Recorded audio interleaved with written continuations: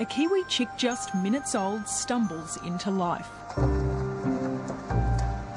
This is Ohope number 5. If this unhatched egg had been left in the wild, he would have almost certainly been killed by a predator. Well, the fact that, yeah, there's only 5% of those chicks that survive in the wild is the biggie, you know. These birds live for 40-odd years in the wild, but if you have only 5%, you know, that are surviving, you don't have a population. Anybody who could do their maths can work that out. Before Europeans introduced a range of predators, there were more than 5 million of these flightless birds. Now there are fewer than 50,000. If left to fend for itself, the kiwi would disappear from mainland New Zealand, left on just a handful of offshore islands. 2 hours out of the shell, you see he's already trying to stand up. How many New Zealanders now realise that the kiwi itself could well be extinct on mainland New Zealand in 15 to 25 years. Our national icon extinct on the mainland, it's a preposterous end to come to, and we won't let it happen. Former dairy farmer David Wallace is one of an unlikely new breed of New Zealand conservationists fighting to save this national treasure. We know we've identified at least 24 different ferns, which is quite remarkable, far more than we thought. He and his forefathers slashed and destroyed the country's native forest and fauna. But David Wallace and many of his farming neighbours are now answering the frightening wake-up call about New Zealand's disappearing bird life. We knew from the work that the Department of Conservation had done on offshore islands that if you could rid a forest of all the introduced mammalian pests, you could bring back so many of the species that are under threat, and some species of plant and animal that were still there in very low numbers would start to flourish.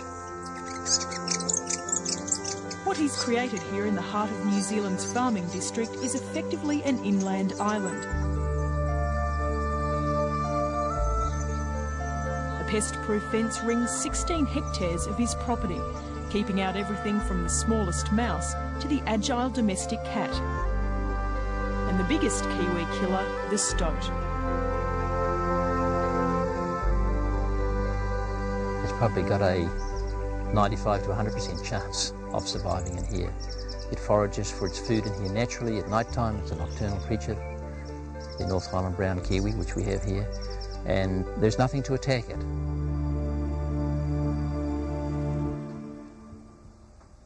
It's a smelly little guy, this one. This is a transponder which are going on all the chicks now. It's a form of permanent identification. It's a little microchip. The Conservation Department brings chicks here from the nearby kiwi hatchery until they're big enough to fend for themselves in the wild. Poor little guy, he's had a tube down his neck already this morning. It gets the kiwis out of harm's way in their crucial first few months and keeps them out of zoos or smaller enclosures where they'd have to be artificially fed. Say bye-bye, Boomer.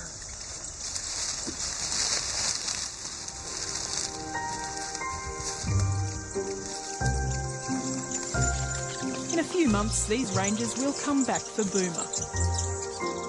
But today they're on the hunt for another kiwi that should have hit the critical 1 kilogram mark, which means it's ready to go back into the wild.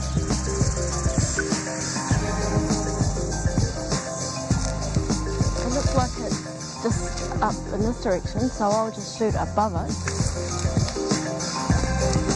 It's going up the ridge. It's quite a wee bit above it. Is he still towards me? Well, where is he? Oh! Let's see him. He's going out towards you, Robin. Awesome. Oh, come on, you're pleased to see us. I know you are. But this project at his farm Warrenhip is nothing compared to David's next grand plan.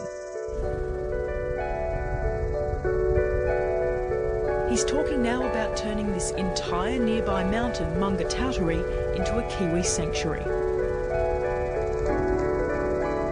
We are helping to save the kiwi with Warrenhip.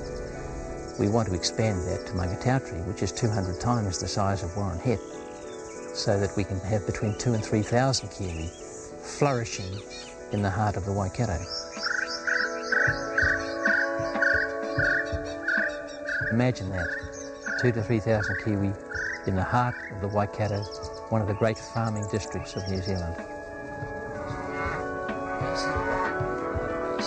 Wallace and his farming neighbours are just about to start work on a 50-kilometre pest-proof fence that will ring Maungatautari. It will be the most significant kiwi sanctuary on mainland New Zealand. So far they've done it without a cent of government money.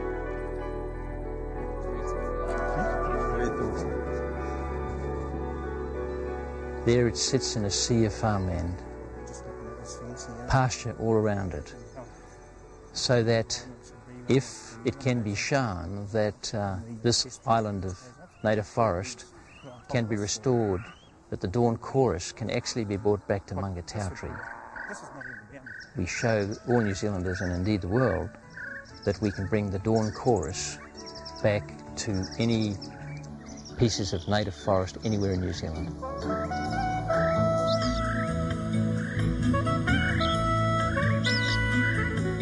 This small community will plug away until they've raised the last dollar of the millions they need to build the fence. It's a gift to their children, so they too can grow up knowing the call of the kiwi.